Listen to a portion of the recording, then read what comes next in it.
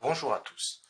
Dans ce tutoriel, nous allons voir comment détecter une panne électrique rapidement avant de faire intervenir un électricien. En général, on peut avoir 4 types de pannes, c'est-à-dire une panne au niveau d'un défaut d'isolement, c'est-à-dire que une partie conducteur touche la carcasse métallique. Après, on a aussi une panne court-circuit, c'est-à-dire qu'il y a un court-circuit dans l'installation électrique, et une panne au niveau de surcharge des appareils électriques. Et enfin, on a aussi une panne, tout simplement une défaillance de votre appareil électrique, comme votre cafetière par exemple.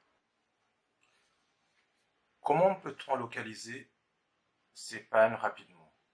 Alors tout d'abord, la panne pour un défaut d'isolement. La plupart des cas, c'est la phase qui touche la carcasse de votre appareil.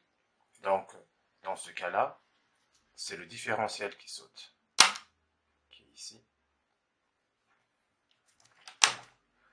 Soit c'est un court-circuit, ça veut dire que c'est votre disjoncteur qui saute. Une surcharge, c'est aussi votre disjoncteur qui saute. Déjà, là, on peut directement visualiser quel type de panne on a. Nous allons faire une simulation de panne, créer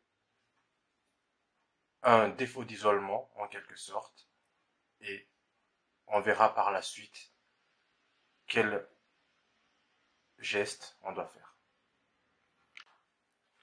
Nous allons maintenant procéder à un test de surcharge sur un des disjoncteurs de notre tableau électrique. Maintenant, on va essayer de tester, de faire une simulation de surcharge.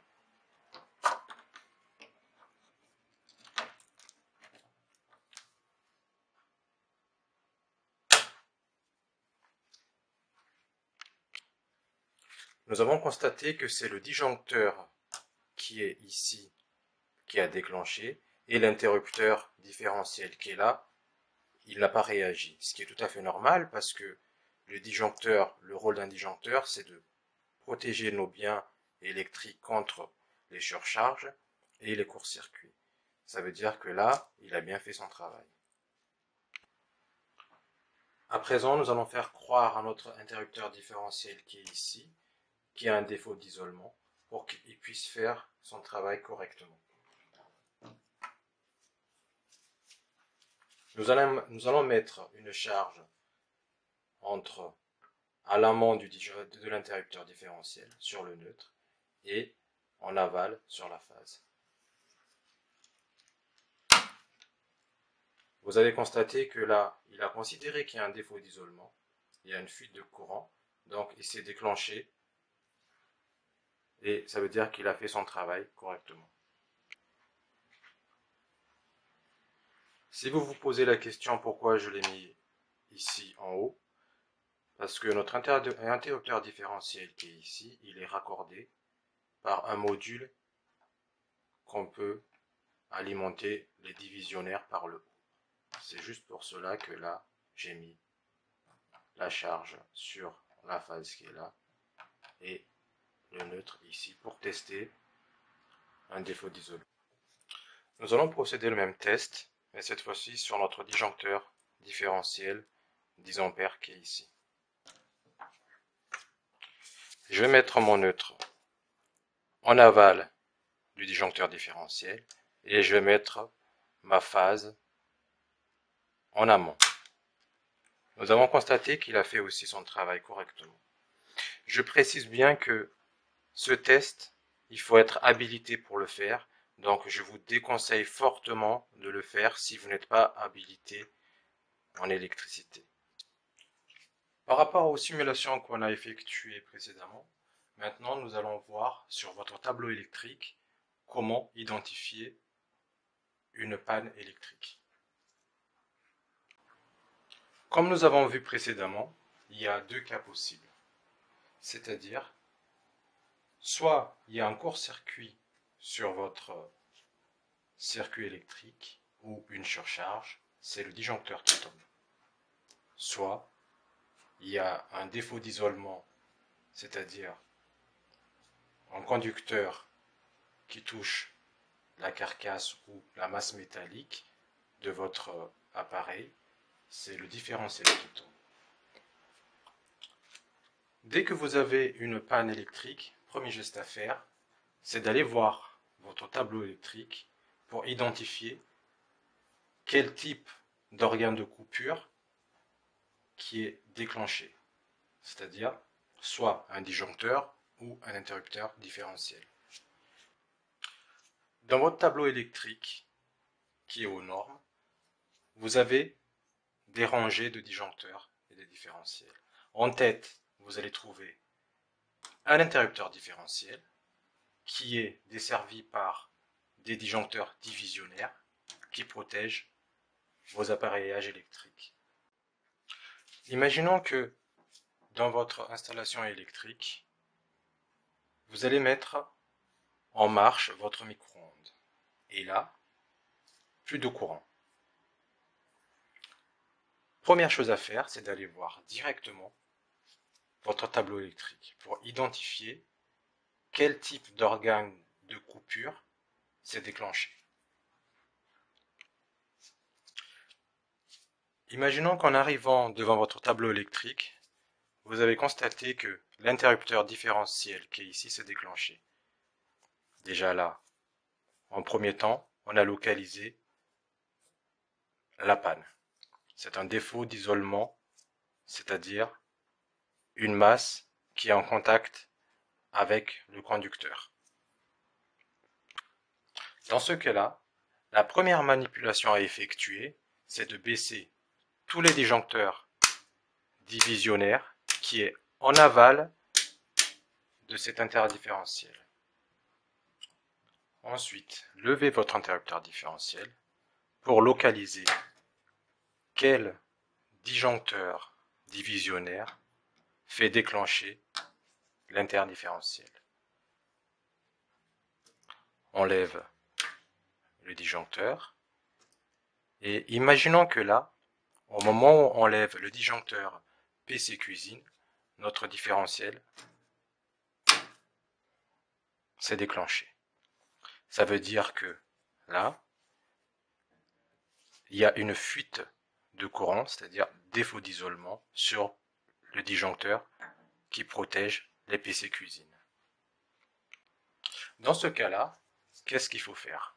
On va baisser le premier disjoncteur qui n'a pas fait déclencher le différentiel. On va baisser aussi le PC cuisine. Maintenant, on va localiser les prises qui sont protégées par ce disjoncteur. À présent, qu'est-ce qu'il faut faire exactement?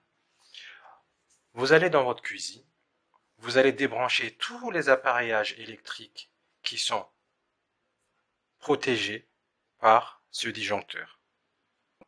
Ensuite, vous allez retourner devant votre tableau électrique, vous allez monter l'interrupteur différentiel, le PC cuisine, et là, vous constatez que votre interrupteur différentiel ne s'est pas déclenché. Maintenant, vous allez retourner dans votre cuisine, vous allez brancher un par un les appareils électriques pour voir quel appareil électrique fait déclencher notre différentiel. Pourquoi on fait ce type de manipulation? Déjà, premièrement, pour localiser quel appareil fait déclencher votre différentiel et ensuite pour isoler et protéger les autres appareils électriques par rapport à l'appareil défaillant. Maintenant que vous avez localisé l'appareil qui provoquait la défaillance, vous l'isolez, vous remontez votre interrupteur différentiel et à présent, vous pouvez remonter tous vos disjoncteurs divisionnaire. À présent, nous allons voir les cas pour une surcharge. Imaginons que sur votre PC séjour, vous avez une multiprise. Vous avez beaucoup d'appareils qui sont branchés dessus. Donc là, ce qui se passe, c'est que lui, au bout d'un moment, s'il y a trop de charge, il va se déclencher. Et là, vous constatez que votre multiprise ne marche plus. Première chose à faire, c'est d'aller devant votre tableau électrique et de voir quel disjoncteur de protection protège votre multiprise. Et là, nous avons constaté que c'est le PC séjour. Maintenant, ce qu'il faut faire, c'est de revenir sur votre multiprise, débrancher tous les appareils qui sont dessus pour voir si ce n'est pas un court-circuit ou juste une surcharge.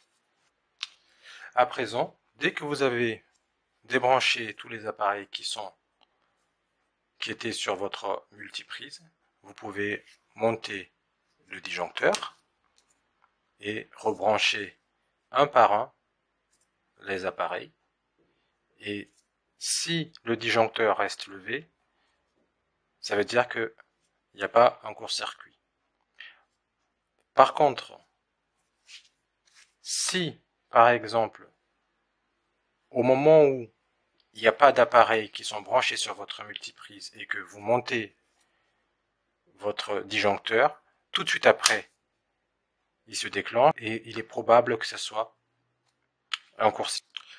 Dans ce cas-là, soit vous débranchez votre multiprise, il se peut que c'est une multiprise qui a un court-circuit, soit c'est votre ligne qui a un court-circuit. Dans d'autres cas, il faut appeler un électricien. Par contre, en levant le disjoncteur qui est ici, et que vous branchez un par un vos appareils, il ne se déclenche pas, et le dernier appareil que vous allez brancher, il se déclenche. Cela veut dire qu'il y a trop de charge, donc c'est une surcharge. Il faut enlever quelques appareils qui sont branchés sur votre multiprise.